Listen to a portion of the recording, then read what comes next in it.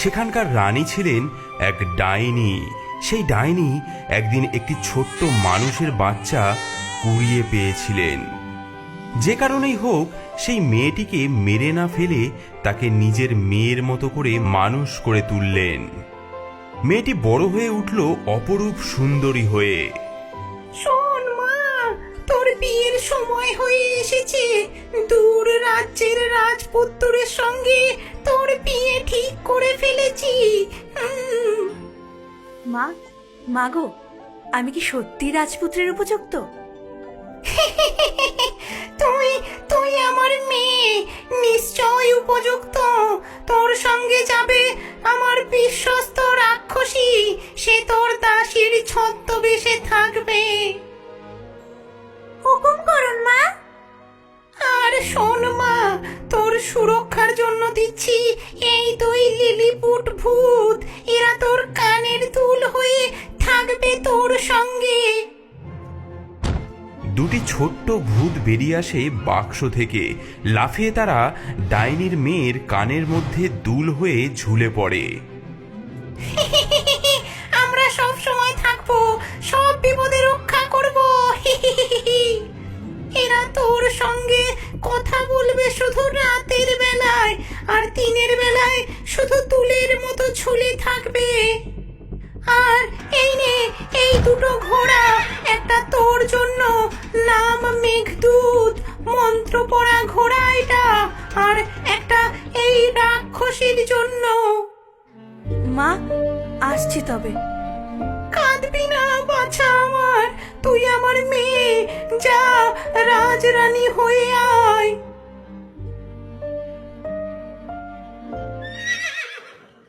এভাবেই শুরু হলো এক অদ্ভুত যাত্রা। প্রচণ্ড গরমে ঘন জঙ্গলের মধ্যে দিয়ে চলছিল দুটি ঘোড়া। এক ঘোড়ায় ডাইনির পালিতা কন্যা, অন্যটিতে ছদ্মবেশী রাক্ষসী। হঠাৎ জলাশয়ের কাছে এসে, ওগো দাসী, আমার খুব তেষ্টা পেয়েছে, ওই জলাশয় থেকে একটু জল এনে দাও না। তুমি কি আমার মনিব নাকি? হ্যাঁ, নিজে নেমে খাওগে যাও, আমি কারো দাসী নই।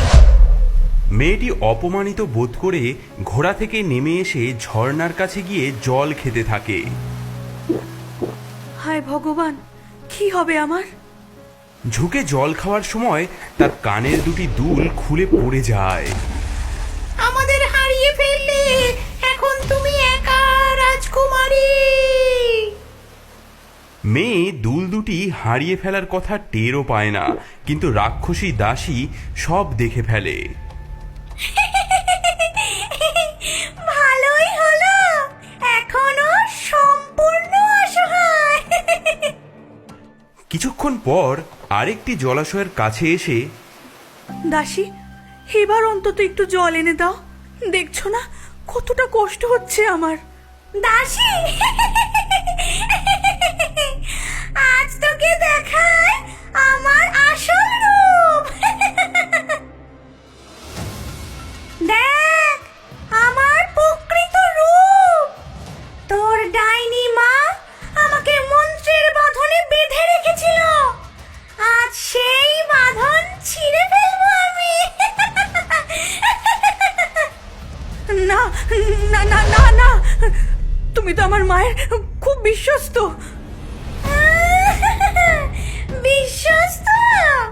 তোর মা একটা ডাইনি হলেও আমার মতো শক্তিশালী রাক্ষসীকে চিরকাল বেঁধে রাখতে পারবে না। খুলে ফেল, খুলে ফেল তোর রাজকীয় পোশাক। সাবধান, আমি মন্ত্র পড়া ঘোড়া, আমি সব দেখছি। চুপ কর, নইলে এক্ষুনি তোর মাথা নেব। আর শোন মেয়ে, এক্ষুনি শপথ নে, যা ঘটলো তা কাউকে বলবি না। শপথ নে, নইলে। শপথ, শপথ নিলাম। ডাইনির মেয়ে ধীরে ধীরে নিজের রাজকীয় পোশাক খুলে দেয়।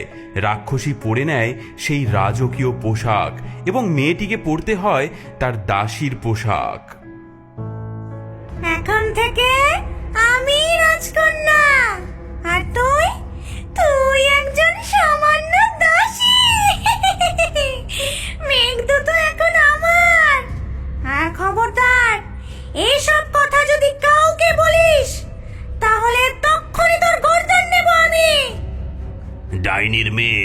ভয় পেও না, যার মন পরিষ্কার জয় সবসময় তারই হবে। সেই ছদ্মবেশী রাক্ষসী এবং আসল রাজকুমারী রাজপ্রাসাদে গিয়ে পৌঁছায়। রাজপুত্র এবং বৃদ্ধ রাজা এগিয়ে আসেন। কি অদ্ভুত, কোণে সাজে যে এসেছে তার সঙ্গে এমন ছিন্ন বস্ত্র একজন কেন? স্বাগতম আমার প্রিয় কোণে। ধন্যবাদ প্রিয়তম, এতদিন পর দেখা হলো। ওই মেয়েটিকে যে ছেঁড়া কাপড়ে দাঁড়িয়ে আছে, ওটা পথে দেখে দয়া করে সঙ্গে করে নিয়ে এসেছি। ও কি আপনার কোনো কাজে লাগতে পারে? এত সুন্দর মেয়েটি অথচ এমন অবস্থা। আচ্ছা, রঘু রঘু নামে একটি ছেলে আছে, সে ছাগল চড়ায়, ওর সহকারী হতে পারে ও। ডাইনির মেয়ে এসব কথা শুনে সে নীরবে মাথা নুয়ে দাঁড়িয়ে থাকে। চলো তোমাকে কাজ শিখিয়ে দিই।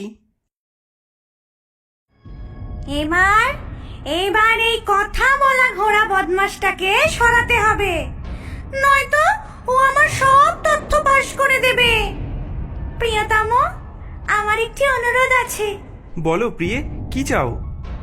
আমার ঘোড়া মেঘদূত, ওটা খুব দুষ্ট, আমাকে না কামড়াতে চায়।